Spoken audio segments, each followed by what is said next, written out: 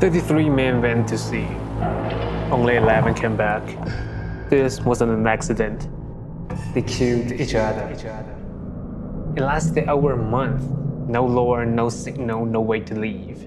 Once it started, there were only two options: kill or be killed. And each of the survivors had blood on their hands. The journey was cursed from the start.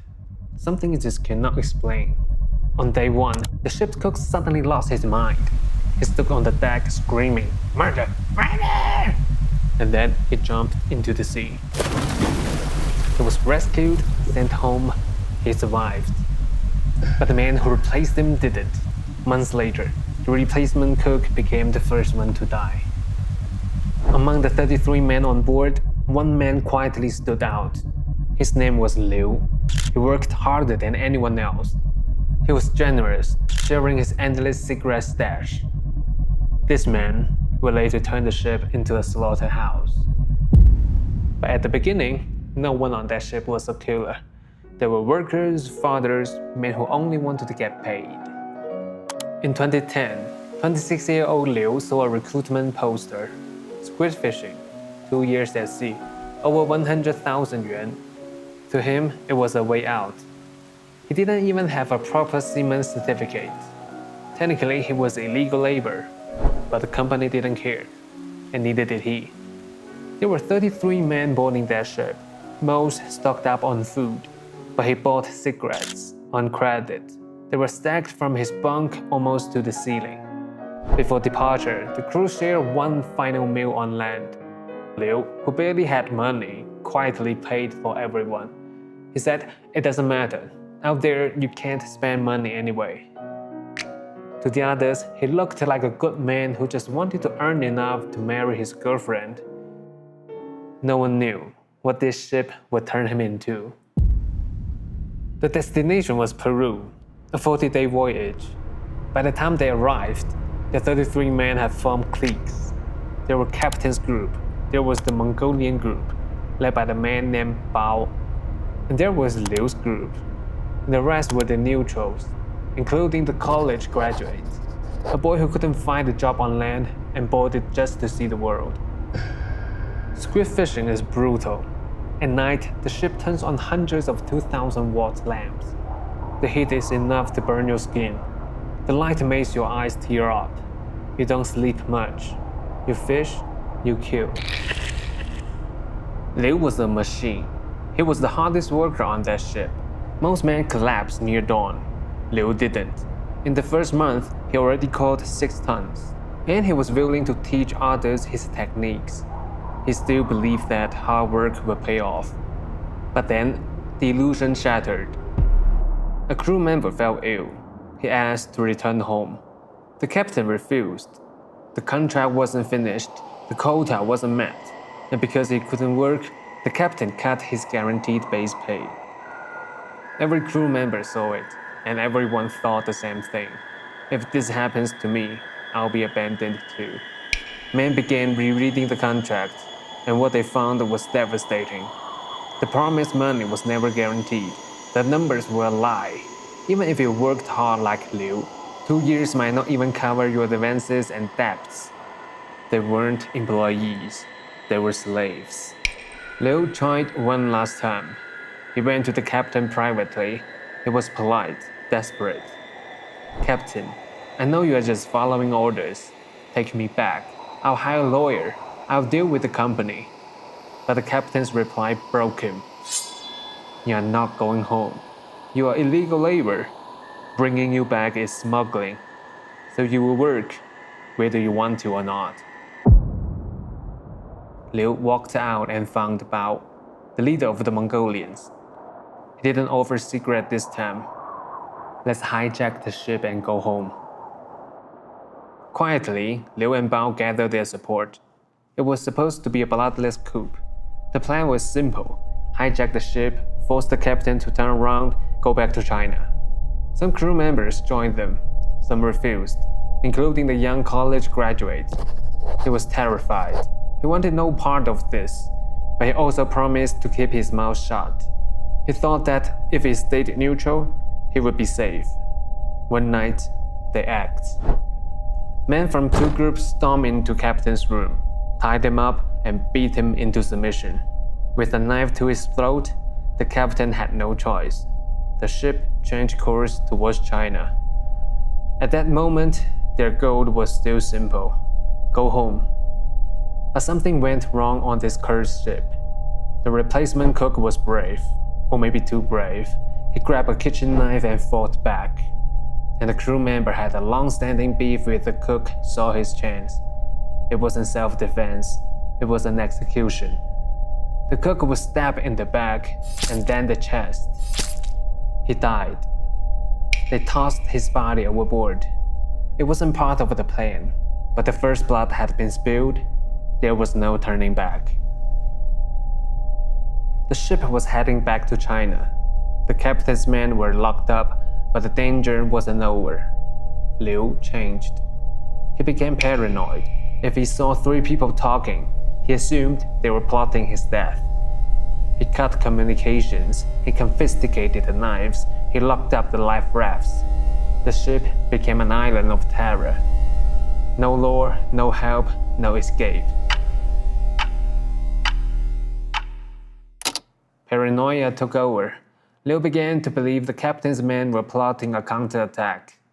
Whether it was true or not no longer mattered. In his mind, there were only two options: kill first or be killed. He then allied with Bao's group. They went room to room. It was a massacre. Some were stabbed in their sleep. Some were pushed into the ocean, bleeding and screaming. 9 men were slaughtered that night. The college graduate watched the whole nightmare. He was the only one who still believed in civilization. But seeing the deck covered in intestines and blood, his reality collapsed. He realized he wasn't surrounded by men anymore. He was surrounded by beasts. He jumped. He was never seen again. In the aftermath, fear consumed everyone, especially Cui. He hadn't killed anyone yet, and on this ship, innocence was dangerous. Desperate to survive, he came to his fellow villager, who already had blood on his hands. Cui begged him, "Let me join you. I'll do anything. I'll kill whoever you want me to kill." But he refused. He knew there was no turning back for himself. He was already a murderer, but he wanted to save his friend's soul. But Cui replied, "If I don't join you, I'll never make it back home." He had no power here, so Cui went straight to the devil himself. He approached Liu. He pledged his loyalty. Liu didn't say yes, he didn't say no. He just turned around and walked away. He didn't know what the future would be either. There's an old Chinese saying, "One mountain cannot hold two tigers." After the annihilation of the captain's group, the conflict emerged. The tension between Liu and Bao reached a breaking point. Liu knew that Bao was dangerous. Both men had blood on their hands. Liu wouldn't be surprised if Bao struck first to kill him and take control of the ship. So, in a twisted game of power, Liu went to the imprisoned captain. He lied. "Bao killed your man. Help me kill his clique, and you get your revenge." The captain, blinded by rage, agreed. So did Cui, the man who begged to join.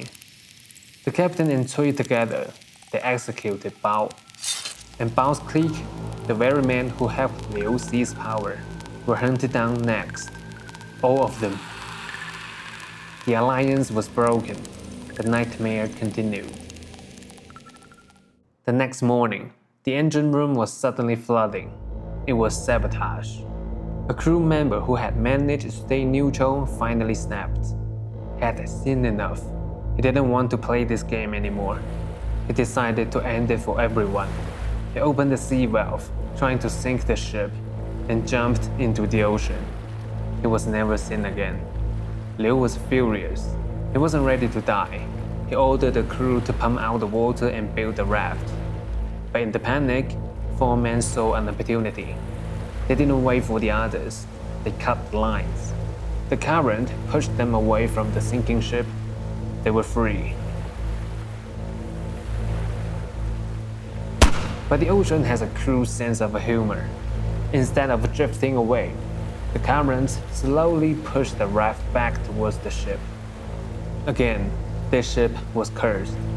Smash them, Liu ordered. The crew grabbed the heavy squid fishing weights. They rained them down on the raft. 3 of the men were crushed and knocked into the water to drown. Only one survived. He begged for his life, crying, pleading, promising loyalty. Pull him up, Liu said. But it wasn't mercy. He was being saved so he could be used for blood oath. The ship stopped sinking, but it couldn't move.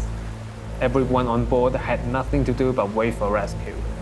To ensure their silence back on land, Liu needed insurance. There were still 2 men on board who hadn't killed anyone yet. Their hands were clean. Liu couldn't allow innocence to exist. If they survived without blood on their hands, there would be witnesses. He gave them an ultimatum: kill or be killed. He ordered them to take the survivor, the man they had just pulled from the ocean, and finish the job. They tied him up with heavy steel weights. They dragged him to the edge, and they threw him into the ocean.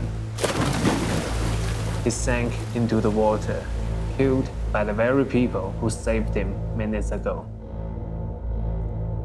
Now, everyone was guilty.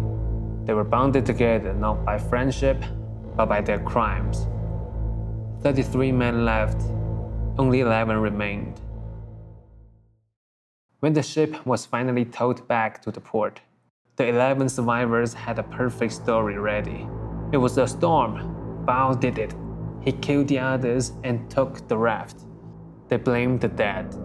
They had washed away the evidence, or so they thought. But facing the pressure and the evidence, they talked.